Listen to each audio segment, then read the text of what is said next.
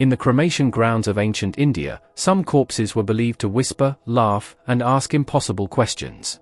These were not ghosts, they were Vetalas, intelligent spirits that possessed the dead, hung upside down from trees, and tested the wisdom of the living. Neither demon nor soul of the departed, the Vetala existed in the terrifying space between life and death. Tonight, we uncover the forgotten mythology behind these corpse-possessing beings, the riddles they spoke, and the forbidden rituals meant to control them. Thank you for joining us, and for supporting the channel. Let's begin. The Hanging Dead, First Encounters with the Vetala. The forest was never silent after midnight.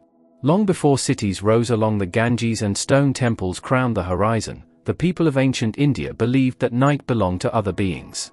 When the sun fell and the cremation fires dimmed to embers, the boundary between worlds thinned. It was in these hours, when smoke still clung to the air and ash coated the earth, that the Vetala was said to stir. Travelers spoke of corpses hanging upside down from ancient trees, swaying gently even when the wind was still. At first glance, they appeared lifeless, abandoned bodies left to rot. But those who lingered too long noticed the details that did not belong to the dead, eyes that followed movement, lips curled in faint amusement, and laughter that came without breath. These were the first encounters with the Vetala, moments when certainty dissolved and fear took its place. Unlike wandering ghosts, the Vetala did not drift aimlessly. It chose its corpse with care. Ancient texts describe the Vetala as an intelligent spirit that entered the body of the dead not to relive life, but to mock it. Once inside, the corpse became a vessel, animated, aware, and deeply unsettling. The dead man did not rise to chase the living, instead, he observed, waited, and spoke. The earliest references to Vetalas emerge from oral tradition, long before they were written into Sanskrit literature.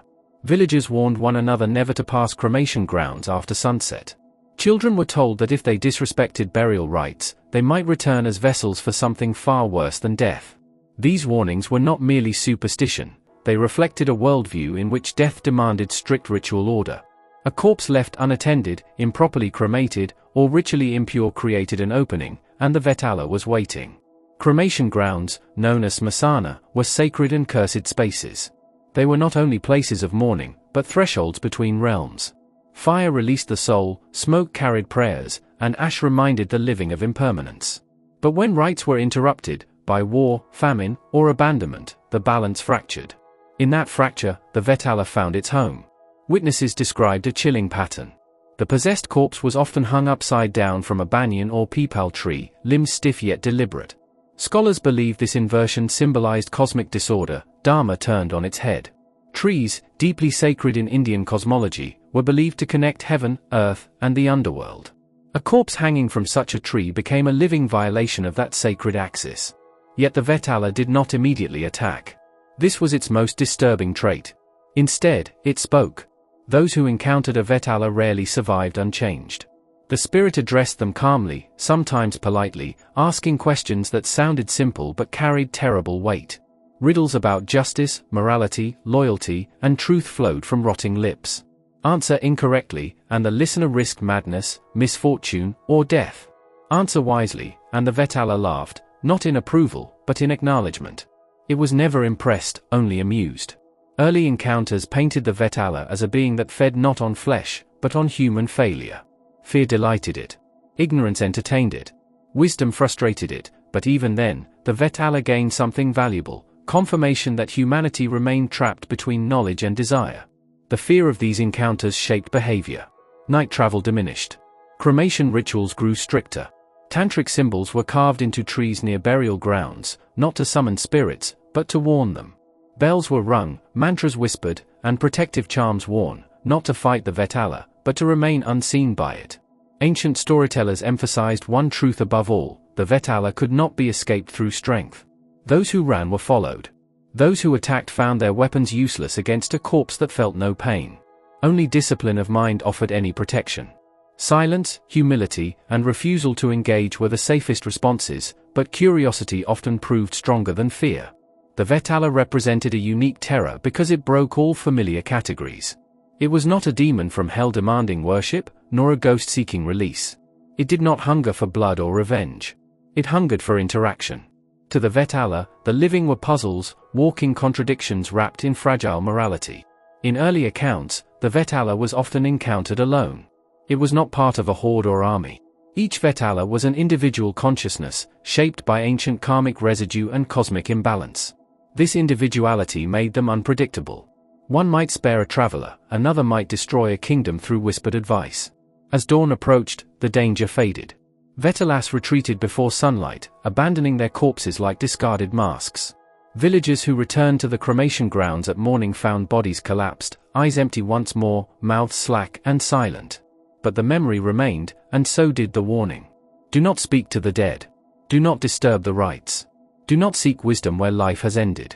These early encounters with the Vetala laid the foundation for centuries of fear and fascination. Over time, the spirit would evolve from whispered warning into literary figure, philosophical challenger, and supernatural archetype. But at its origin, the Vetala was something far simpler, and far more frightening. What is a Vetala? Spirits between life and death. In the mythic imagination of ancient India, the universe was not divided neatly into the living and the dead. Between these two states existed a vast, uneasy middle ground, one inhabited by beings who had slipped through the cracks of ritual, morality, or fate. Among the most feared of these liminal entities was the Vetala, a spirit that did not merely haunt the world of the living but occupied the dead themselves. To understand the Vetala, one must first abandon modern ideas of ghosts. Vetalas were not the lingering souls of deceased humans, nor were they mindless monsters driven by hunger alone. Ancient texts describe them as conscious, articulate, and morally aware entities, spirits with intelligence, memory, and purpose. They could speak, reason, mock, and teach. Their danger did not lie only in their supernatural power, but in their ability to challenge the minds of those who encountered them. A being between states. In Hindu cosmology, existence is layered. There are heavens, Svarga, hells, Naraka, earthly realms, and subtle planes occupied by spirits. A Vetala belongs to none of these completely. It exists between life and death, bound neither to a physical body of its own nor to the karmic journey of a human soul. This in-between status is crucial. The Vetala is not reborn, nor is it judged in the afterlife. Instead, it drifts, anchored to corpses, graveyards, and forgotten spaces. Many traditions describe Vetalas as beings who once possessed deep knowledge or practiced forbidden disciplines in life. Others portray them as a separate class of spirits entirely, ancient even by mythological standards. What unites these accounts is the idea that the Vetala exists outside the natural cycle, and that unnatural position makes it dangerous. In ancient belief systems, anything that disrupts cosmic order, becomes a source of fear. The Vetala's very existence represents a violation: consciousness without life, motion without breath, speech without a soul. Not ghosts, not demons. It is tempting to classify Vetalas as ghosts, but this comparison fails almost immediately. Ghosts, such as pretas or bhutas, are usually the restless spirits of the dead, bound by unresolved desires, improper funerary rites, or violent death. They hunger, they mourn, and they suffer. Vetalas do not suffer. They do not crave rebirth or liberation. Instead, they observe. They question. They manipulate. A Vetala may inhabit a corpse for decades without decay, moving it like a puppet while retaining its own independent awareness. This separates them sharply from demons, asuras or rakshasas, who act according to desire, ambition, or rage. Vetalas are cold, calculating, and strangely philosophical. This distinction made them uniquely unsettling. A demon attacks. A ghost pleads. A Vetala tests. Corpse possession as identity. Perhaps the most disturbing aspect of the Vetala is its relationship with the dead body. Unlike possession myths where a spirit overtakes the living, Vetalas deliberately choose corpses, often freshly cremated remains, executed criminals, or unclaimed dead. These bodies are not vessels of survival, but symbols. In ancient India, the body was sacred even after death. Proper cremation rituals ensured the soul's safe passage. A corpse denied rites became spiritually volatile. The Vetala's presence within such a body was a visible reminder of ritual failure and social neglect. Vetalas were often depicted hanging upside down from trees while inhabiting corpses. This inversion symbolized their reversed nature: truth spoken backward, wisdom delivered through mockery, morality tested through paradox. When a Vetala spoke, its words often carried a lesson, but one wrapped in danger. Answer incorrectly, and death or madness could follow. Speech, riddles, and moral intelligence. One of the most defining traits of the Vetala is speech. Unlike many supernatural beings, Vetalas are eloquent. They tell stories within stories, ask riddles, and present moral dilemmas with no easy answers. This is most famously seen in the Vetala Panchavimshati, where the Vetala repeatedly challenges King Vikramaditya's judgment. This ability suggests something crucial: Vetalas possess ethical awareness. They understand justice, consequence, and human weakness. Yet they remain detached from compassion. Their questions are not meant to guide, but to expose. They reveal arrogance, impatience, and ignorance in those who confront them. In this sense, the Vetala is a mirror, forcing humans to confront their own intellectual and moral limits. Origins lost to time. Ancient texts offer no single origin story for the Vetala. Some tantric traditions claim Vetalas were once humans who mastered forbidden knowledge and refused the cycle of rebirth. Others describe them as primordial spirits tied to cremation grounds long before civilization emerged. There are even interpretations that view Vetalas as manifestations of cosmic imbalance, appearing during periods when social order breaks down. This ambiguity is intentional. By denying the Vetala a clear beginning, mythology preserves its mystery. A being without origin cannot be reasoned with through lineage or hierarchy. It answers to no god, no king, and no law. Why the Vetala terrified ancient India? Fear of the Vetala was not merely fear of death. It was fear of knowledge without boundaries. In a culture where wisdom was sacred and discipline was essential, the Vetala represented learning stripped of responsibility. It knew too much, lived too long, and answered to nothing. Encountering a Vetala meant facing a question you could not escape. It would not attack immediately. It would speak. And in doing so, it forced the listener to confront uncomfortable truths about justice, desire, duty, and mortality. This is why the Vetala endured in Indian mythology. Not as a simple horror figure, but as a warning. Some knowledge should not be sought. Some boundaries should not be crossed. And some voices, once awakened, cannot be silenced. In the chapters that follow, we will see how humans attempted to bargain with these spirits, and why such attempts so often ended in ruin. Cremation grounds and cursed trees. When night fell in ancient India, the living withdrew behind doors and lamps, but the cremation grounds awakened. These places, known as smasana, were not merely sites of death. They were thresholds. Ash-covered earth, half-burned logs, broken skulls, and the lingering scent of smoke marked a realm where the laws of society and the laws of the cosmos blurred. It was here, among funeral pyres and silence, that the Vetala was believed to dwell. Unlike temples, which represented order, purity, and divine harmony, cremation grounds embodied impermanence.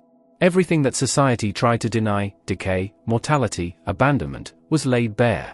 In Hindu cosmology, such spaces were profoundly liminal, neither sacred nor profane, neither alive nor dead. For spirits like the Vetala, whose existence depended on occupying the space between worlds, the smasana was not a place of exile. It was home.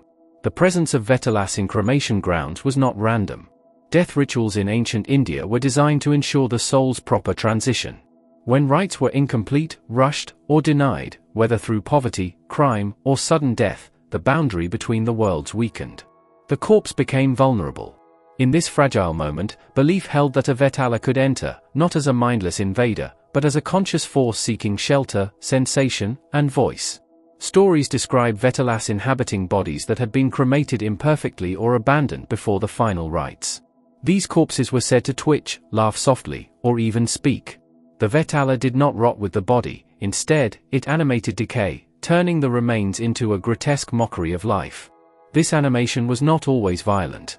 Often, it was unsettlingly calm, as if the corpse remembered how to breathe, walk, and smile, without warmth behind its eyes. Above these cremation grounds stood the trees. The banyan and peepal trees were among the most spiritually charged symbols in Indian tradition. Their roots descended from branches like grasping fingers, their canopies stretched endlessly, and their lifespans exceeded those of generations. By day, they were places of shade, prayer, and rest. By night, they became something else entirely. Folklore insisted that Vetalas hung upside down from these trees, clinging like bats. This inversion was no coincidence. Hanging head down was believed to reverse the natural order: life over death, sky over earth, purity over decay. The Vetala's posture symbolized its defiance of cosmic balance. It did not walk upright like the living, nor lie still like the dead. It hovered between. Travelers told of seeing shapes in the branches, human forms swaying gently even when there was no wind. Sometimes the corpse would whisper riddles, laugh mockingly, or cry out for help in a familiar voice. Those who responded were said to lose their way, fall ill, or be drawn deeper into the cremation grounds, where the Vetalas' influence grew stronger. Cursed trees were often avoided entirely after sunset. Villagers passed down warnings: never sleep beneath an old banyan at night, never answer a voice calling your name from above, and never touch a hanging corpse, no matter how human it appears. These warnings were not mere superstition. They were survival rules in a world where unseen forces were believed to be as real as hunger and disease. The connection between Vetalas and trees also reflected ancient ideas about consciousness and memory. Trees, with their deep roots and long lives, were thought to witness generations of human existence. A Vetala perched among their branches was believed to absorb these memories, stories of love, betrayal, injustice, and death. This may explain why Vetalas were depicted as intelligent and articulate rather than feral. They were listeners long before they were speakers. The Vetala Panchavimshati, King Vikramaditya's trials. Long before the Vetala became a creature of pure horror, it was known as something far more unsettling, a teacher that could not be ignored.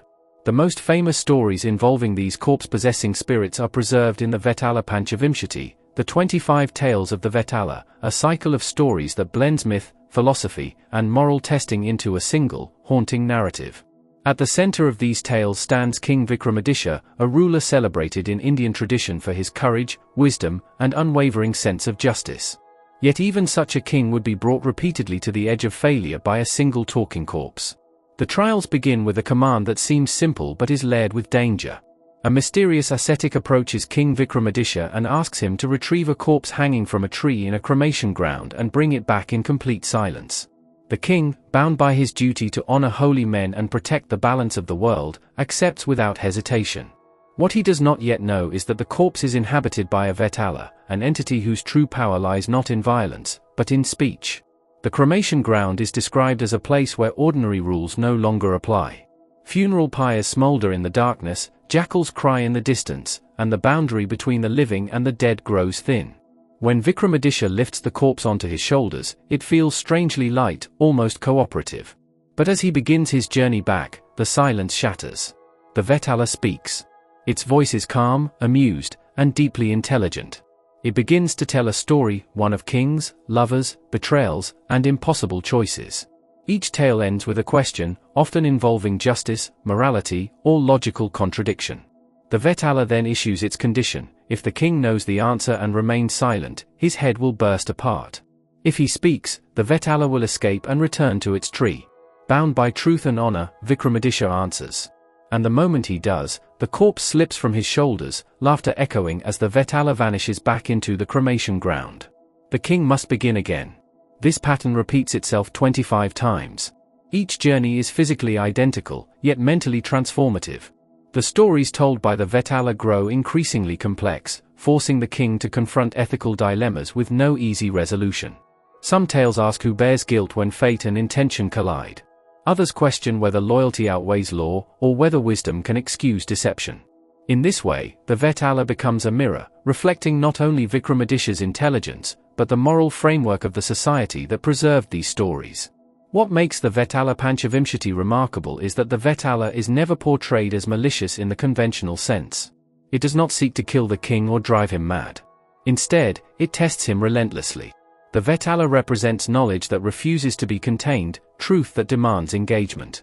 Its riddles are not tricks, but examinations, and Vikramaditya's repeated failures are not humiliations, but lessons in persistence and humility. The king's endurance is as important as his intellect. Night after night, he walks the same path through the cremation ground, lifting the same corpse, hearing the same mocking laughter when he fails. Lesser men would abandon the task or turn violent, but Vikramaditya continues. In doing so, he demonstrates a crucial ideal of ancient Indian kingship: the ruler must master himself before he can master the world. On the final journey, something changes. The Vetala tells its last story, ending once again with a question. Vikramaditya knows the answer, but this time, he understands the deeper test. Silence is no longer ignorance, but restraint. He carries the corpse without speaking, enduring the tension and the weight of withheld knowledge. The Vetala, unable to escape, is finally brought before the ascetic. The revelation that follows reshapes the entire narrative. The ascetic is exposed as a sorcerer who intended to sacrifice the king to gain supernatural power.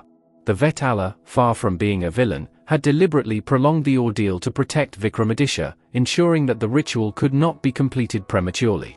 In its own twisted way, the corpse possessor had acted as a guardian. This ending reframes the Vetala's role entirely. It is not merely a trickster or tormentor, but a liminal being bound by its own code. The Vetala tests humans not to destroy them, but to reveal their true nature. Knowledge, in these stories, is never neutral. It can elevate or annihilate, depending on the wisdom of the one who holds it. The Vetala Panchavimshati endures because it captures a profound truth embedded in ancient Indian thought. Wisdom is earned through repetition, suffering, and moral clarity. The terrifying image of a talking corpse becomes a vehicle for philosophical inquiry, reminding audiences that death itself can be a teacher. The King Vikramaditya does not conquer the Vetala by force. He succeeds by listening, enduring, and learning when to speak, and when to remain silent. And the Vetala, hanging once more between worlds, leaves behind a lesson far more unsettling than fear, that the most dangerous questions are the ones that demand an answer from within. Powers of possession: how Vetalas control the dead. In ancient India, death was not the end of the body's usefulness. Long after the funeral fires cooled and the soul was believed to have moved on, the corpse itself remained vulnerable. It was this vulnerability that the Vetala exploited. Unlike common ghosts or wandering spirits, Vetalas did not haunt places, they occupied bodies. They did not appear as pale apparitions drifting through walls. Instead, they chose flesh, cold, stiff, decaying flesh. To the ancient mind, this distinction made them far more dangerous than ordinary spirits, because a Vetala did not merely frighten, it acted. A possessed corpse could walk, speak, laugh, even reason. And that terrified people more than any scream in the night. The mechanics of possession. Vetala possession was not resurrection. The body was not returned to life in any true sense. Ancient texts emphasize that the corpse remained dead, its heart did not beat, its breath did not warm the air. What moved it was the Vetalas' will alone, animating muscles like strings pulled by an unseen hand.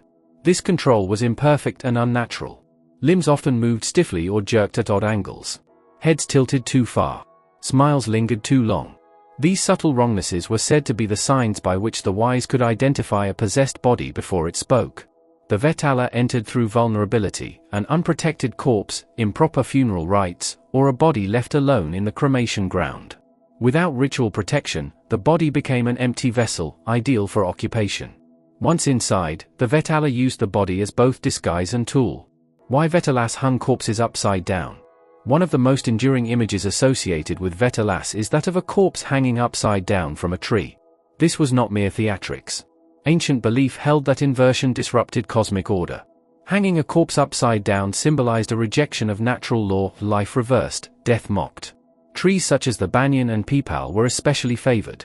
Their aerial roots and sprawling branches were seen as liminal structures, connecting earth, air, and underworld. When a Vetala inhabited a corpse and suspended it upside down from such a tree, it created a symbolic convergence of realms, sky, land, and death meeting in one place. From this position, Vetalas were believed to gain heightened perception. They could see travelers approaching from afar, read intentions, and even glimpse fragments of the future. The upside-down posture was said to sharpen their intellect, allowing them to pose riddles and moral dilemmas with unsettling precision. Speech without breath. Perhaps the most disturbing power of a Vetala was its ability to speak through a corpse. In life, speech requires breath, warmth, and movement of the lungs. Vetala speech violated all three. The voice came from unmoving chests and slack mouths, often sounding hollow, echoing, or layered, as though more than one voice spoke at once. This unnatural speech was central to Vetala lore. Unlike many spirits that shrieked or cursed, Vetalas conversed. They debated philosophy. They told stories. They asked questions that forced listeners to confront uncomfortable truths. In the tales of King Vikramaditya, the Vetala's speech is sharp, witty, and relentless. It knows human weakness intimately. It understands pride, fear, greed, and mercy, and it uses language as a weapon to expose them. Ancient audiences believed that this ability came from the Vetala's unique consciousness, unbound by flesh, yet temporarily empowered by it. Movement beyond human limits. A Vetala-controlled corpse was not constrained by pain or fatigue. Bones could bend too far without breaking. Joints could twist unnaturally. The body could remain motionless for hours, then spring to sudden action. Some texts describe Vetalas granting corpses limited flight or impossible leaps, especially when moving between trees or across cremation grounds. Others claim they could vanish suddenly, leaving the corpse collapsing lifelessly to the ground.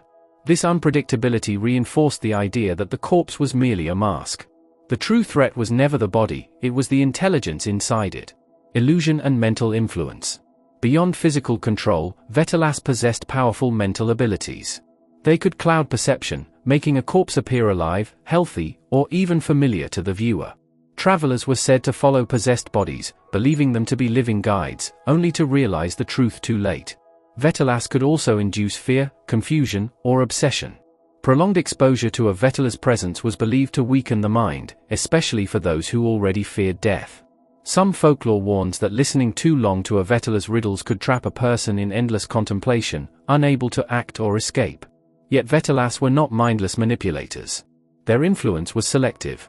They targeted arrogance, ignorance, and moral indecision. A disciplined mind, protected by ritual knowledge and self-control, could resist them. Binding, bargaining, and control. Despite their power, Vetalas were not invincible. Ancient tantric traditions describe methods of binding or compelling a Vetala, but always at great risk. These rituals required precise timing, sacred mantras, protective circles, and absolute mental focus. Any mistake could result in possession, madness, or death. Even when successful, control was never permanent. A Vetala obeyed grudgingly and sought loopholes in every command. Some sorcerers attempted to use Vetalas for prophecy, treasure finding, or secret knowledge. Legends rarely end well for them. The Vetala might answer truthfully, but in ways that led to ruin. Knowledge gained without wisdom carried consequences. This reinforced a key lesson repeated throughout Vetala mythology: power over the dead does not mean power over death itself. Why Vetalas chose the dead? Why corpses? Why not possess the living? Ancient thinkers believed that living bodies resisted intrusion through breath, warmth, and consciousness. The dead body, however, was silent, empty, detached from the soul that once claimed it. For a Vetala, the corpse was freedom, movement without consequence, interaction without vulnerability. The body could be discarded at any time. If destroyed, the Vetala simply moved on. This made Vetalas symbols of detachment taken too far, intellect without compassion, awareness without responsibility. The horror beneath the power. Ultimately, the Vetala's possession of the dead was horrifying not because of gore, but because it blurred boundaries humans desperately wanted to keep intact. The dead were supposed to be still, silent, finished. Vetalas proved otherwise. They reminded ancient societies that death did not erase the body's significance, that improper rites had consequences, and that wisdom demanded humility. To face a Vetala was to confront death that thought, reasoned, and judged. Tantrics, sorcerers, and forbidden knowledge. In the shadowed margins of ancient Indian spirituality existed a path few dared to walk, a path where enlightenment was not sought through purity and withdrawal, but through confrontation with fear, death, and taboo. It was here, in this dangerous spiritual frontier, that tantrics and sorcerers crossed paths with the Vetala.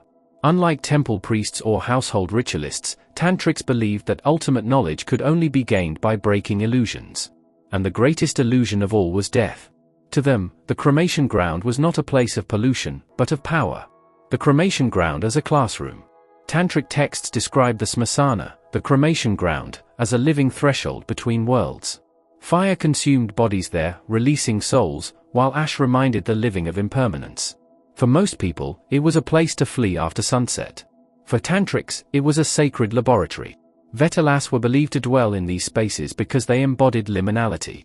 They were spirits that had not passed on, not dissolved, not reborn. Their consciousness lingered, sharp and mocking, bound to decaying flesh. To summon a Vetala was to summon a being that understood death intimately, but had not surrendered to it. This made Vetalas both coveted and feared. Why sorcerers sought the Vetala? According to Tantric lore, Vetalas possessed three things mortals desperately wanted: hidden knowledge, secrets of karma, fate, buried treasure, and future events. Supernatural abilities, flight, invisibility, mind-reading, influence over spirits. Insight into death, awareness of what happens after the final breath. But Vetalas never gave knowledge freely. They were not genies or obedient spirits. They tested, deceived, and punished arrogance. A sorcerer who sought a Vetala was expected to already know the cost. The Vetala Sodhana, rituals best left unspoken. Ancient manuals of Tantra hint at rituals known as Vetala Sodhana, practices meant to attract or bind a Vetala. These rites were deliberately obscure, written in symbolic language to prevent casual misuse.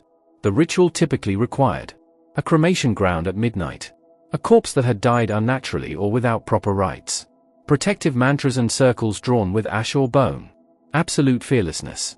The practitioner would meditate near or upon the corpse, reciting mantras meant to invite the Vetala to inhabit the body. But the true challenge was not summoning the spirit. It was surviving the encounter.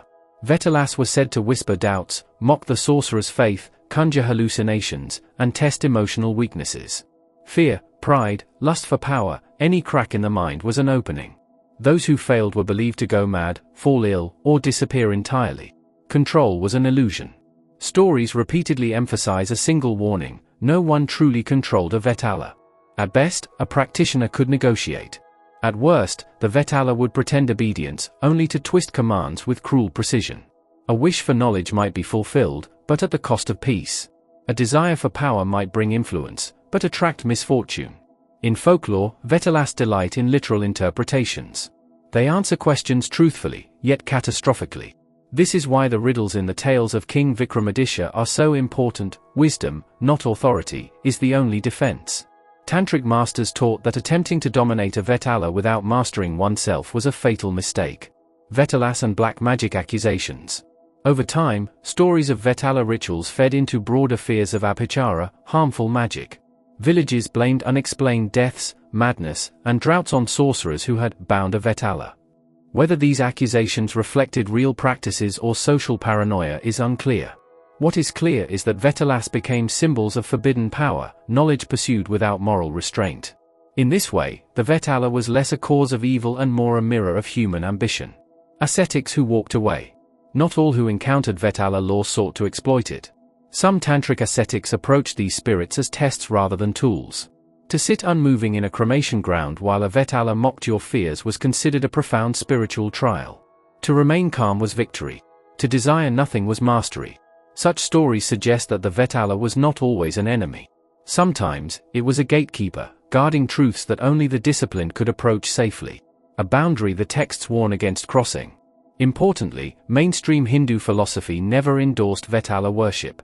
Even tantric traditions warned repeatedly. These practices were dangerous, unstable, and easily corrupted.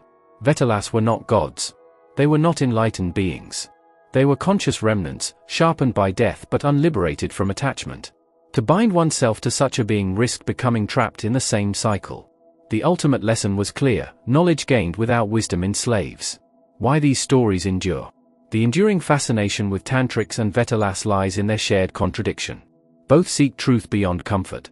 Both challenge social norms. And both reveal how thin the line is between enlightenment and obsession. In the Vetala, ancient India imagined a being who had crossed death but learned nothing of peace. In the sorcerer who sought it, they imagined humanity's eternal temptation, to steal answers rather than earn them.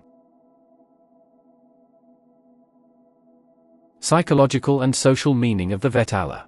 When we examine the Vetala beyond the terrifying image of a corpse possessed and hung from a tree, a deeper layer of meaning begins to emerge.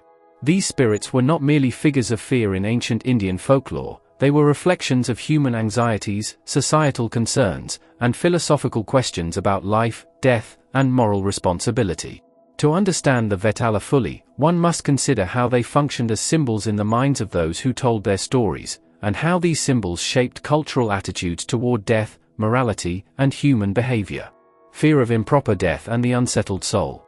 At the core of the Vetala myth is a psychological tension surrounding death. In ancient India, rituals surrounding the dead were profoundly important. The Shraddha ceremonies, proper cremation, and the correct placement of ashes were believed to ensure that the soul transitioned peacefully to the afterlife. A body denied these rites risked becoming a restless entity, a preta or, in some cases, a Vetala. The Vetala embodied this fear, the anxiety that a corpse could refuse to remain inert, that the dead might haunt the living, and that unfinished business or misdeeds could manifest beyond the grave. By imagining a spirit that actively possessed and manipulated corpses, communities externalized their anxieties about improper funerary practices, sudden deaths, and societal neglect of the dying. The Vetala was a reminder that death was not a simple end, it was a process with moral, social, and spiritual consequences. Moral and ethical lessons. Stories of the Vetala, particularly the Vetala Panchavimshati, 25 Tales of the Vetala, often present a series of moral and philosophical riddles. King Vikramaditya's encounters with the Vetala, for instance, were never mere tests of bravery. Each riddle posed by the Vetala forced the king to evaluate his sense of justice, fairness, and ethical reasoning. Psychologically, this reflects the ancient human concern that knowledge and wisdom carry responsibility. The Vetala served as a mirror, it highlighted the consequences of moral failure, greed, or rash action. By challenging the living, the Vetala demanded intellectual and moral engagement. The stories reinforce the idea that fear alone is insufficient, wisdom and ethical judgment are necessary to navigate both life and death. In this way, the Vetala was not merely a predator, but a teacher disguised in terror. Social control and norm enforcement. Vetala stories also had a clear social function. Communities used folklore to transmit cultural norms, and the Vetala played a part in enforcing ethical behavior and respect for societal rules. For example, tales warned against neglecting proper burial rites, disrespecting elders, or abusing spiritual knowledge. The threat of a Vetala haunting the improperly buried or the morally negligent acted as a deterrent, both a cautionary tale and a psychological warning that misdeeds could carry consequences beyond mortal life. In a largely oral society, these stories reinforced community cohesion. By highlighting the dangers of moral failure, the Vetala myth helped maintain social order and provided a framework for understanding justice. In essence, the Vetala was a supernatural embodiment of communal conscience, invisible, yet always present, holding the living accountable for their actions. The fear of knowledge and the unknown. Another layer of meaning is the Vetala's connection to forbidden knowledge. Many tales depict Vetalas as intelligent, cunning, and capable of sharing hidden truths, but always at a cost. They were rarely simple monsters, they were liminal entities straddling the worlds of life and death, knowledge and secrecy. Psychologically, this reflects an enduring human fear, that some truths are dangerous, that curiosity may bring unforeseen consequences, and that knowledge without wisdom can harm. The Vetala tested not only courage but mental acuity, forcing humans to confront uncomfortable truths. In a society where spiritual knowledge was sacred and tightly controlled, the Vetala myth may have served as a metaphor for the risks inherent in overstepping ethical or spiritual boundaries. Symbols of death, transition, and transformation. The Vetala also represents the liminality of death, the space between life and afterlife, chaos and order. Their presence in cremation grounds, atop banyan trees, or along crossroads is highly symbolic. These were spaces associated with transition, places where the boundaries between the mortal world and the spiritual were thin. From a psychological perspective, Vetalas reflect humanity's attempt to grapple with mortality itself.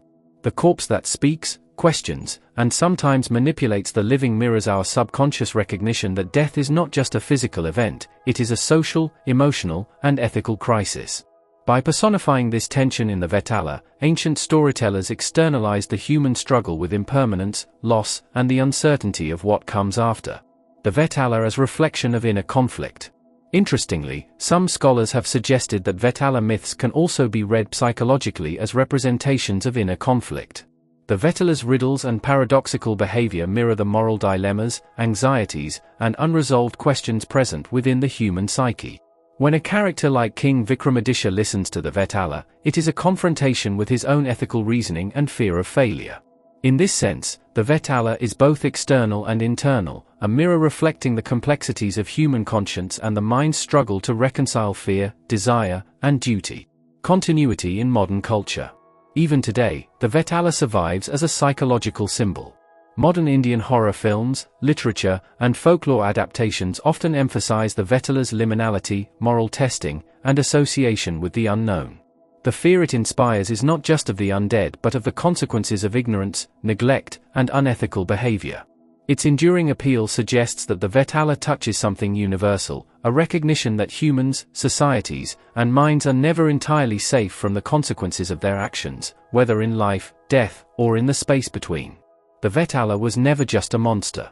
It was a reminder that knowledge without wisdom can become a curse, and that the dead may still have questions for the living. In ancient India, these corpse-possessing spirits stood at the edge of fear and understanding, testing those who dared to listen. And perhaps that's why their stories survive. If you enjoyed this journey into forgotten mythology, thank you for watching and supporting the channel. Like, share, and subscribe for more hidden lore and ancient mysteries. Until next time, listen carefully. Some voices never truly fade.